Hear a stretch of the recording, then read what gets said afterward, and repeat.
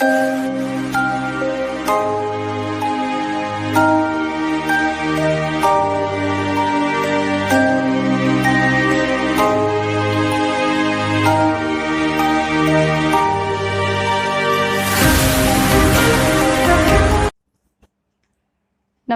मैं पूनम प्रजापत।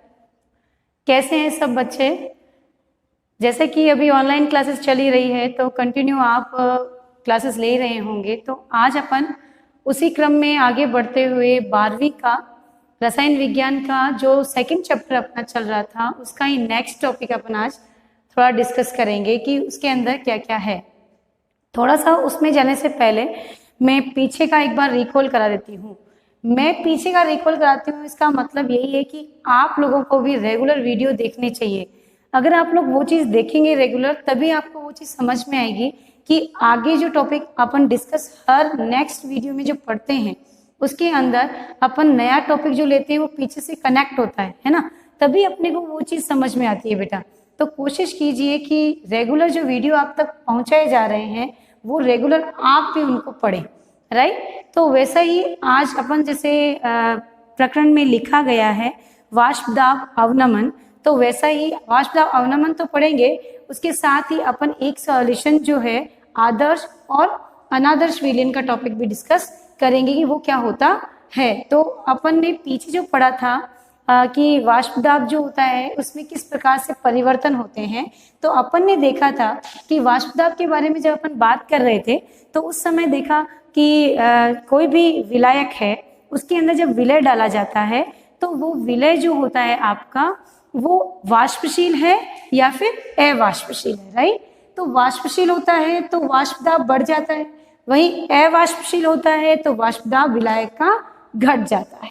ऐसा क्यों होता है? तो अपन ने पीछे के वीडियोस में डिस्कस भी किया था कि अवाष्पशील जब कण किसी वाष्पशील विलायक के अंदर घुलते हैं तो उनके कणों को भी क्या कर लेते हैं, रिएक्शन करके उनको नीचे तली में बिठा देते हैं, यानी कि उनमें अवाष्पशीलता का गुण उपस्थित कर देते हैं। इसलिए कहा जाता है कि जब भी किसी भी अपन विलायक की बात करते हैं और अवाष्पशील विलय की बात करते हैं तो उनमें क्या होता है बेटा, अवाष्पशील विलय जो होता है वाष्पशील विलायक के वाष्प दाब में क्या कर देता है, कमी कर देता है। तो अपन आज वो पीछे का जो पढ़ा था उसमें एक नियम पढ़ा था, कौन सा नियम, राउले नियम।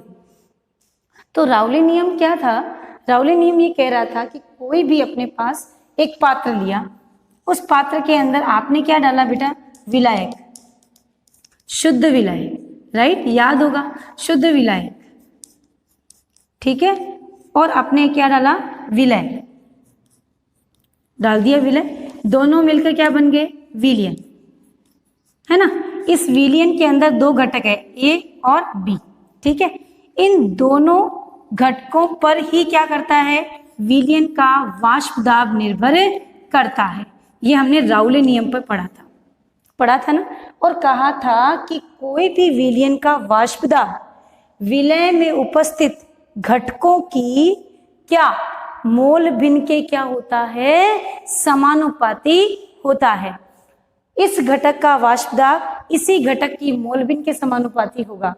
विलायक का वाष्प दाब विलायक की ही मोल भिन्न के समानुपाती, विलय का वाष्प दाब विलय की मोल भिन्न के क्या होता है बेटा, समानुपाती होता है। तो अपन ने देखा था कि Pa बराबर क्या होगा, समानुपाती होगा, मतलब समानुपाती XA। तो अपन ने लिखा था Pa बराबर P नॉट A XA, वहीं पर Pb लिखा था समानुपाती XB, और यहाँ लिखा था Pb बराबर P नॉट B XB।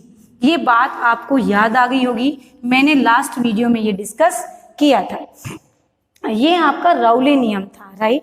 अब राउले नियम पर ही बेस्ड दो नियम दिए गए हैं, दो सॉल्यूशन दिए गए हैं, सॉरी, आदर्श और अनादर्श। मैं यहाँ पर आपके विलयन जब लिखूंगी तो उससे पहले जो राउले नियम है, राउले जो नियम है उसको लिख देती हूँ। राउले नियम क्या था, ये Pa बराबर P not A XA, Pb बराबर P नॉट B XB।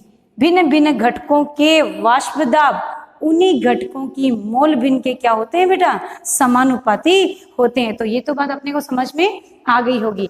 अब आपको आज का टॉपिक की तरफ लेकर चलते हैं।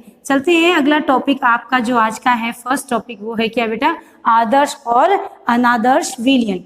तो सबसे पहले अपन जो डिस्कस करेंगे वो विलयन होगा क्या आपका, आदर्श। जैसे मैं यहाँ पर बना रही हूँ चार्ट, वैसा ही आप भी बनाएंगे ताकि आपको वो चीज समझ में आए कि अपन क्या पढ़ रहे हैं, और इंडिविजुअल वो चीज समझ में आ जाती है। क्योंकि जब तक अपन किसी चीज को कंपेयर करके नहीं पढ़ते हैं ना, तब तक अपने को वो चीज समझ में भी नहीं आती है। तो थोड़ा कोशिश करें कि इसी तरह से इनको लिखें। तो पहला विलयन है आपका आदर्श विलयन, और दूसरा है आपका कौन सा विलयन, अनादर्श विलयन। अनादर्श विलयन बेटा। आदर्श विलयन क्या होते हैं, ध्यान करेंगे। आदर्श विलयन वह विलयन होते हैं जो हर ताप दाब पर राउले नियम का क्या करते हैं बेटा, पालन करते हैं।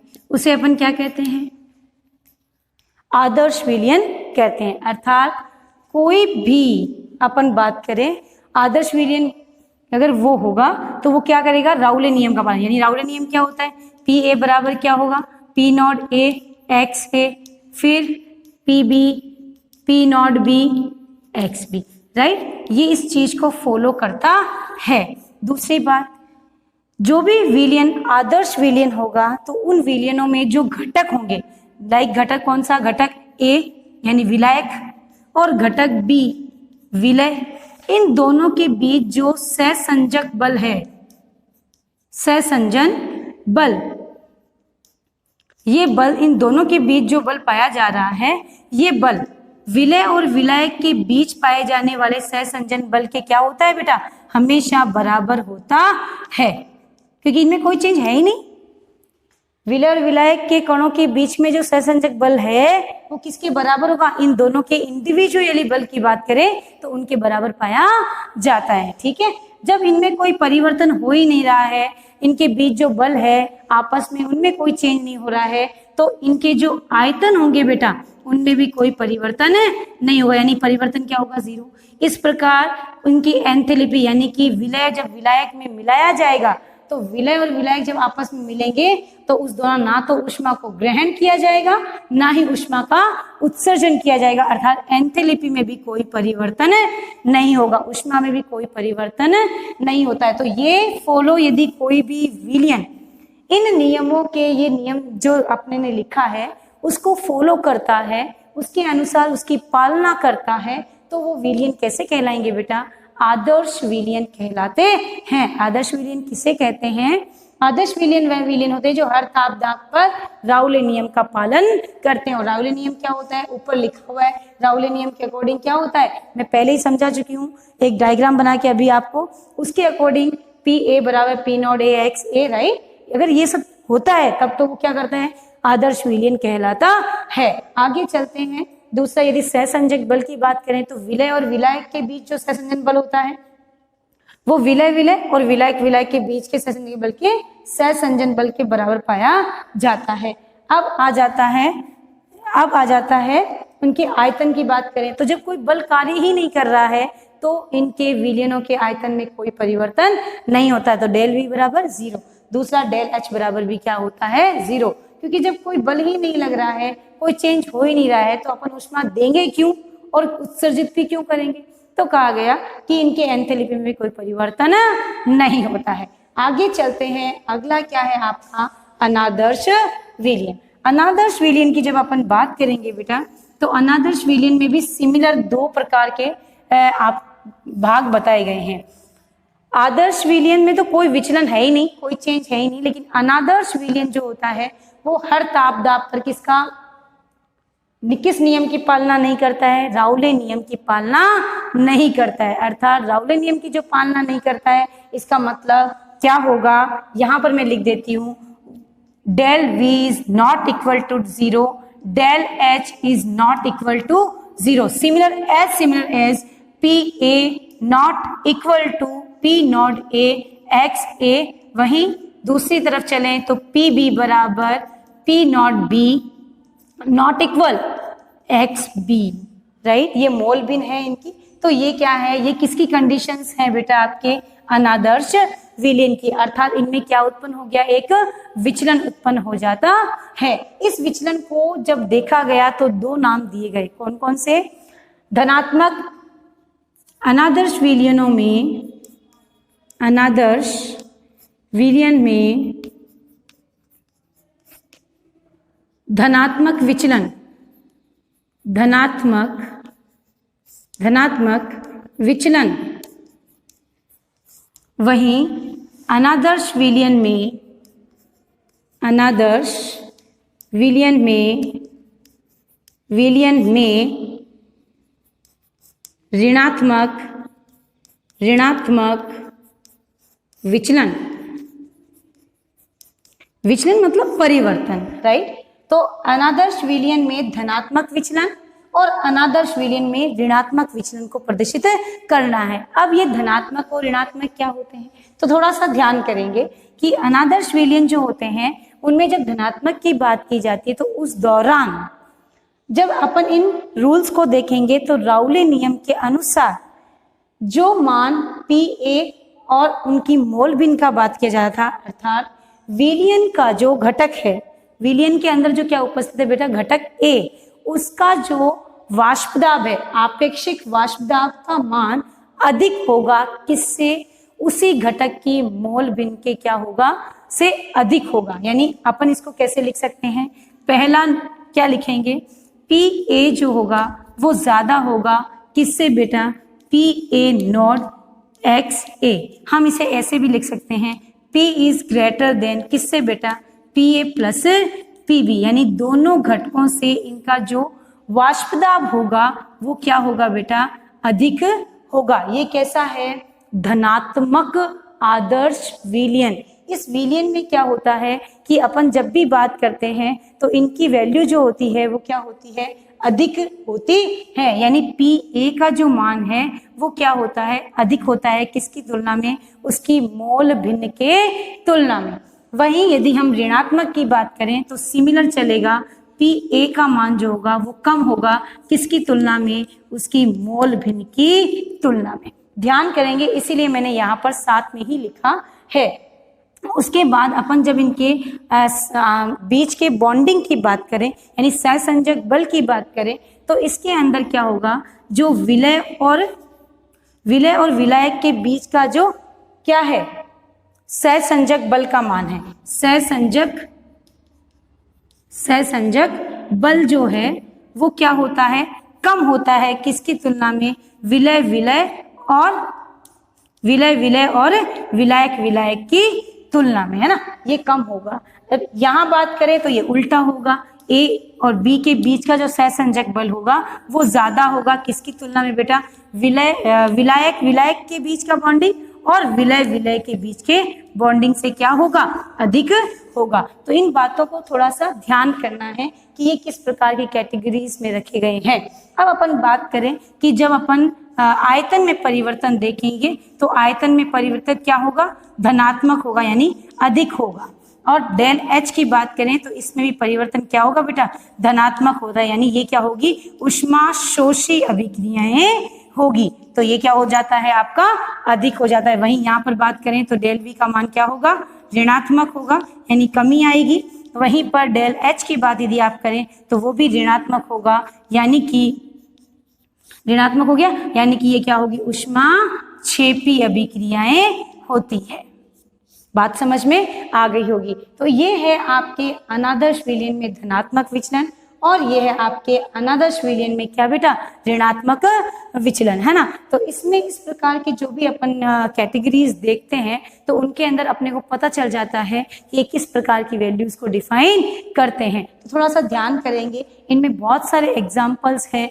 जैसे कि अपन आदर्श विलयन की बात करें तो मेथेनॉल प्लस एथेनॉल, है ना, क्लोरोबेंजीन, ब्रोमोबेंजीन, इस प्रकार के विलयन जो होते हैं वो क्या होते हैं, आदर्श विलयन होते हैं। यानी कि इनमें जो परिवर्तन होता है वो बिल्कुल भी नहीं पाया जाता है। अब अनादर्श विलयन में धनात्मक विचलन की बात करें, एथेनॉल प्लस जल, है ना, तो इस प्रकार की जो रिएक्शंस होती है उनके अंदर क्या होता है, धनात्मक विचलन पाया जाता है। अब एक थोड़ा सा मैं और आगे लेके जाना चाहती हूँ कि इनके जो ग्राफ आते हैं उनके बारे में थोड़ा सा डिस्कस कर लेते हैं। जो अपने ने अभी लिखा है उसके बारे में आप उसका स्क्रीनशॉट ले लें ताकि आपको वो चीज समझ में आ जाए। इसका आप स्क्रीनशॉट ले सकते हैं, आप ऐसे ही लिख लें।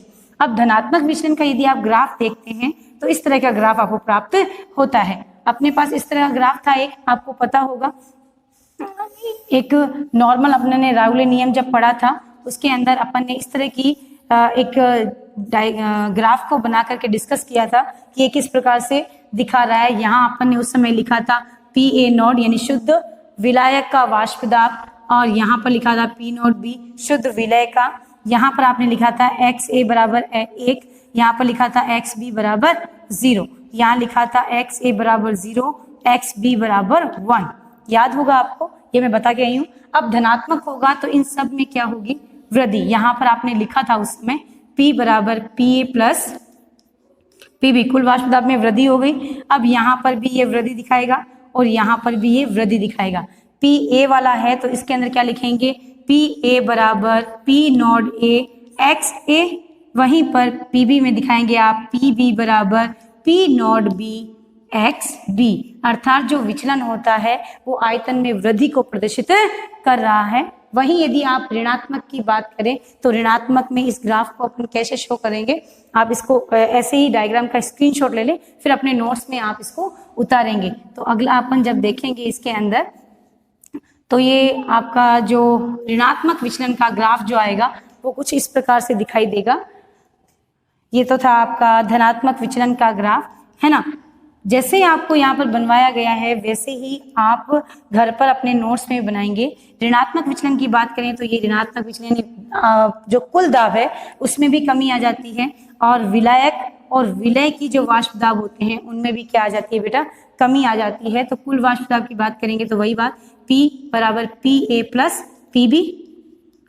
यहाँ पर अपन इसकी बात करें तो PA बराबर P0 A XA, PB बराबर P0 B XB। तो ये हो गया आपका ऋणात्मक विचलन का ग्राफ। तो इसको अच्छे से आप इसी तरीके से लिखेंगे ताकि आपको एग्जाम में रीड करने में कोई दिक्कत नहीं आए। ये अच्छे से आप लिख लेंगे, आपको समझ में आ जाएगा, इसीलिए चार्ट के रूप में आपको समझाया गया है। अब अपने टॉपिक के ऊपर आते हैं। अगला टॉपिक जो आपका है वो क्या है, आपका वाष्प दाब में अवनमन। वाष्प दाब में अवनमन यानी कि किसी भी विलयन में जो वाष्प दाब है उसमें कमी किस प्रकार से आती है। थोड़ा सा ध्यान करेंगे, वाष्प दाब में जो अवनमन है वो किस प्रकार से रिप्रेजेंट होता है। थोड़ा सा एक तरफ अपन बात करें तो कोई भी अपन ने क्या लिया, एक पात्र लिया, उस पात्र के अंदर अपने पास क्या है बेटा, विलायक है, राइट। किसी भी विलायक में क्या डाला जाता है, जब अवाष्पशील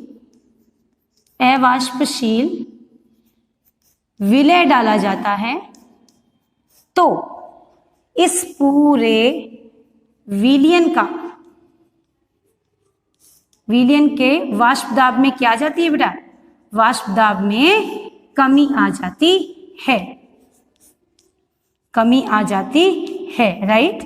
किसी भी विलयन में जब कोई भी अवाष्पशील पदार्थ मिलाया जाता है तो अवाष्पशील पदार्थ मिलाने के कारण अवाष्पशील पदार्थ इन कणों को क्या कर लेंगे, इनके साथ जुड़ करके इनको भी क्या कर लेंगे, रोक लेंगे। क्या होने से, वाष्पशील होने से।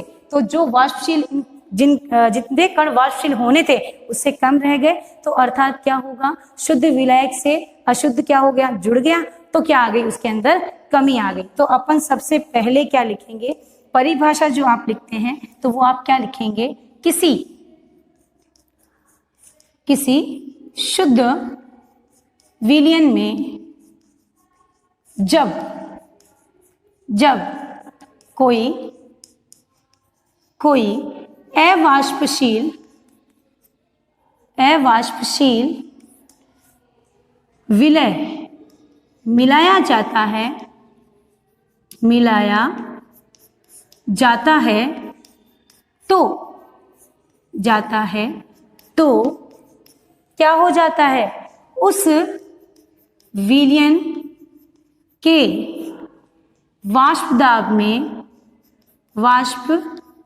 में कमी आ जाती है, अर्थात हम क्या लिखेंगे, P बराबर यानी वाष्प दाब में जो परिवर्तन हुआ है वो क्या होगा, P नॉट 1 माइनस P। कुल वाष्प दाब में क्या आ जाती है बेटा, P नॉट माइनस P, यानी शुद्ध वाष्प दाब से क्या हो गया, वाष्प दाब में क्या आ गई, कमी आ जाती है। अर्थात डेल P बराबर क्या लिख सकते हैं आप, P नॉट माइनस P लिख सकते हैं ना। अब ये आप किसी भी एक विलायक के लिए बात करें, डेल P की बात करें तो ये A, ये भी A है ना, तो शुद्ध है तो उसमें क्या हो जाता है, कुल के अंदर कमी आ जाती है। तो ये प्रकार अपन यहाँ पर इसको इंडिकेट नहीं भी करें तो अपन directly P not minus P, कुल वाष्प दाब में क्या, कुल वाष्प दाब क्या हो जाता है, कम हो जाता है, किससे, शुद्ध विलायक से कुल वाष्प दाब में क्या आ जाती है बेटा, कमी आ जाती है। अर्थात अब अपन क्या पढ़ेंगे, राउले नियम से। राउले नियम क्या कहता है बेटा, राउले नियम ये कहता है, आप ऐसा का ऐसा ही नोट्स में उतारेंगे, जैसा मैं अभी बोर्ड पर कर रही हूँ वैसा ही आप नोट्स में उतारेंगे अच्छे से, ताकि आपको वो चीज समझ में आ जाए। डेल P बराबर P not minus P, right, ये आ गई आपके वाष्प दाब में कमी। अब राउले नियम क्या कहता है, राउले नियम कहता है कि जब किसी विलायक में अवाष्पशील विलय मिलाते हैं तो शुद्ध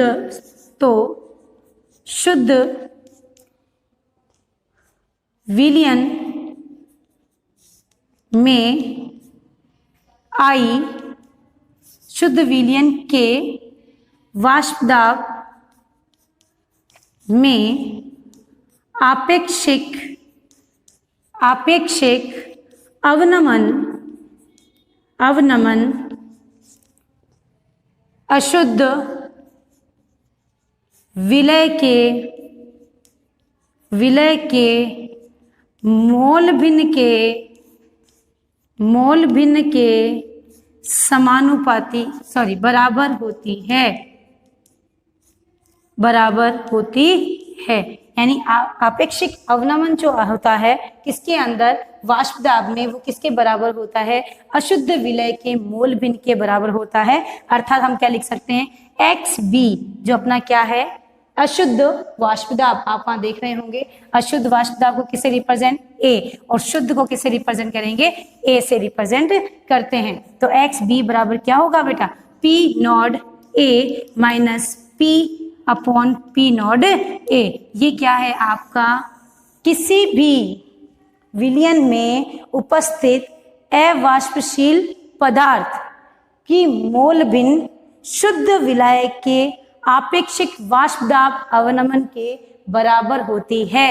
मैं वापस बोल रही हूं, आप ध्यान से सुनेंगे, किसी भी शुद्ध विलयन का आपेक्षिक वाष्प दाब अवनमन अशुद्ध विलय की मोल भिन्न के बराबर होता है। ये कौन कहता है, राउले कहता है, जो हम पीछे वाले वीडियो में डिस्कस करके आए हैं। जब किसी भी शुद्ध विलायक में क्या डाला जाता है बेटा, अवाष्पशील विलय डाला जाता है तो उसकी मोल भिन्न क्या होती है, शुद्ध विलायक के वाष्प दाब में आपेक्षिक अवनमन के बराबर होती है। तो ये आपेक्षिक अवनमन के बराबर होती है, इसका स्क्रीनशॉट ले लें आप, ऐसे ही नोट्स इसके बनाएंगे।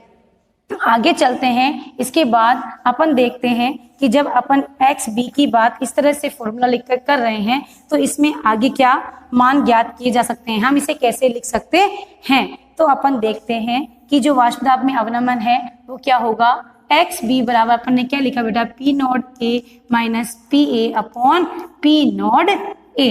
तो ये वैल्यू जब आपने लिखी है तो अपन ऊपर अभी बात करके आए हैं, डेल P क्या होता है आपका, P not A minus PA, right, याद होगा अभी मैंने वहां पर इस तरह से लिखा था। तो ये वैल्यू यहाँ पर लिख सकते हैं, तो अपन क्या लिख सकते हैं, XB बराबर क्या लिख सकते हैं बेटा, del P upon P not A। लिख दिया। ये समीकरण होगी आपकी एक। अब इस समीकरण में आप देख रहे हैं कि जो आपेक्षिक अवनमन है वो क्या है, मोल भिन्न के समानुपाती है। अर्थात क्या कि मोल भिन्न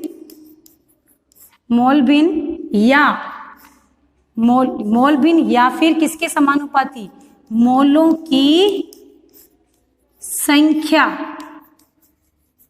के बराबर वाष्प दाब अवनमन होता है। राइट, इसका मतलब हम क्या लिख सकते हैं, एक्स बी बराबर मोल भिन्न को ये मोल कहते हैं, तो अपन क्या लिख सकते हैं, n A upon n A plus n B. ये क्या है, मोल भिन्न में उपस्थित मोलों की संख्या। हम सब जानते हैं बेटा कि जब भी हम किसी मोल की बात करते हैं तो मोल बराबर क्या होता है, किसी भी पदार्थ का क्या, मोलों की मात्रा है ना, भार बटा अणुभार, भार बटा मोलों का भार, कणों की संख्या बटा उसका अणुभार। यानी कि मोल बराबर क्या होता है, किसी भी पदार्थ का अपन यहाँ पर द्रव्यमान भी लिख सकते हैं, द्रव्यमान बटा अणुभार लिख दिया, द्रव्यमान बटा अणुभार। तो अपन इसको कैसे लिख सकते हैं, भार को किससे रिप्रेजेंट करते हैं, W अपॉन M। ये बात अपन थोड़ा सा ध्यान करेंगे, W अपॉन M। अब यहाँ पर Na और Nb की किस तरह से फॉर्म लिख सकते हैं, तो अपन Na बराबर क्या लिख सकते हैं, Na बराबर WA अपॉन MA, Nb बराबर क्या लिख सकते हैं बेटा, WB अपॉन MB। ये क्या है आपके विलायक का भार, विलायक का अणुभार। बात समझ में आ गई होगी। और ये क्या है, विलय का भार बटा विलय का ही अणुभार। ये बातें भी आप इसी तरीके से इनको स्क्रीनशॉट ले लेंगे ताकि आपको ये चीज समझ में आ जाए। अच्छे से इनको ऐसे ही नोट करना है, तभी आपको ये वाष्प दाब में अवनमन समझ में आएगा। आगे चलते हैं, जब अपन एक्स बी की बात कर चुके हैं तो अपन देखते हैं कि यदि कोई भी विलयन जो होता है उसमें यदि विलय जो है वो अवाष्पशील है तो उसमें एन का मान बहुत कम कर देते हैं, किसकी तुलना में, Na की तुलना में। अर्थात यहाँ लिखेंगे अत्यंत तनु विलयन के लिए, है ना। अत्यंत तनु विलयन का मतलब विलायक तो है पर विलय नहीं है, तो विलय नहीं है तो यहाँ पर Nb को बहुत ही कम कर दिया। अर्थात अपन क्या लिख सकते हैं, XB बराबर क्या लिख सकते हैं बेटा, NB अपॉन Na। इसकी तुलना में बात की जा रही है ना, तो Nb को बहुत ही नगण्य मान लिया, तो यहाँ पर केवल क्या लिखेंगे, Na। अब अपन जानते हैं कि समीकरण जो अपने पास क्या आई है, 2 आई है। इसके अंदर मान किसका रखने पर, मोलों की संख्या का मान रखने पर। तो मोल की संख्या का मान अभी आपने लिखा था, तो मान रखने पर क्या लिखेंगे आप, XB बराबर क्या लिख सकते हैं आप, NB की जगह क्या लिख सकते हैं बेटा, W क्या, B अपॉन MB गुणा नीचे क्या लिखेंगे, WA इंटू MA। बात समझ में आ गई होगी। पीछे समीकरण 1 में अपन ने देखा था XB की वैल्यू क्या दी गई थी अपने पास, del P upon P not A बराबर क्या लिख सकते हैं, WB गुणा MA अपॉन MB गुणा WB। मेरे पास बोर्ड पर स्पेस नहीं था इसलिए मैंने बार बार मिटाया है, जबकि यही बात आपने अपने नोट्स में उतारी होगी तो क्लियरली समझ में आ रही होगी कि ये चीज कहाँ से उठाई गई है। XB जो है आपने जो समीकरण 1 है उसके अंदर ये मान लिखा था डेल P और P नॉट A। ये क्या है आपका, वाष्प दाब में आपेक्षिक अवनमन के बारे में बताया गया है, जो किसके बराबर है, आपके XB के बराबर है। मोल भिन्न का मान आपके पास लिखा हुआ था, ये इसलिए निकाला गया है कि इसके आधार पर अपन किसी भी जो विलय है, अवाष्पशील विलय के अणुओं की संख्या या उसका अणुभार ज्ञात कर सकते हैं। तो अणुभार कैसे ज्ञात करेंगे, किसका, MB का। तो अपन क्या लिख सकते हैं, MB बराबर, थोड़ा सा ध्यान करेंगे, MB बराबर क्या लिखा जा सकता है, MB बराबर लिख सकते हैं P नोड A गुणा WB गुणा MA अपॉन डेल P गुणा W, क्या लिख सकते हैं, WA लिख दिया। ये है आपका क्या बेटा, किसी भी अवाष्पशील जो आपका विलय है उसका अणुभार ज्ञात करने का सूत्र। ये इस सूत्र को भी अपने को ज्ञात रखना है। इसके द्वारा अपन क्या कर सकते हैं, किसी भी अवाष्पशील विलय का अणुभार ज्ञात कर सकते हैं। ये न्यूमेरिकल बेस है, न्यूमेरिकल आता ही है इसका, इसलिए थोड़ा सा ध्यान करेंगे। ये था आपका अपेक्षिक वाष्प दाब में अपेक्षिक अवनमन, जो कि एक क्या है आपका अणुसंख्यक गुणधर्म है। इसमें आगे भी अणुसंख्यक गुणधर्म, ये एक जनरल टॉपिक इसलिए बताया गया वाष्प दाब में अवनमन क्योंकि ये पहले भी आ चुका है वाष्प दाब में अवनमन। अब जब अपन प्रॉपर पढ़ेंगे तो कई प्रकार के अणुसंख्यक गुणधर्म हैं जो कि मैं नेक्स्ट वीडियो में डिस्कस करूंगी कि अणुसंख्यक गुणधर्म होते क्या हैं, और उसमें प्रॉपर एक टॉपिक लेके समझाऊंगी। क्वथनांक उन्नयन है, वाष्प दाब अवनमन भी उसी का पार्ट है, लेकिन क्वथनांक उन्नयन है, हिमांक अवनमन है और परासरण दाब है। तो ये सब टॉपिक अपन उसी के अंदर डिस्कस करेंगे। तो ये आप सब स्क्रीनशॉट लेके इनको बनाएंगे, नोट्स इनके प्रॉपर तैयार करेंगे। जो चीज समझ में नहीं आती है वो कमेंट में लिखेंगे ताकि हम उस प्रॉब्लम को आपके लिए शॉर्ट आउट कर सकें। Thank you.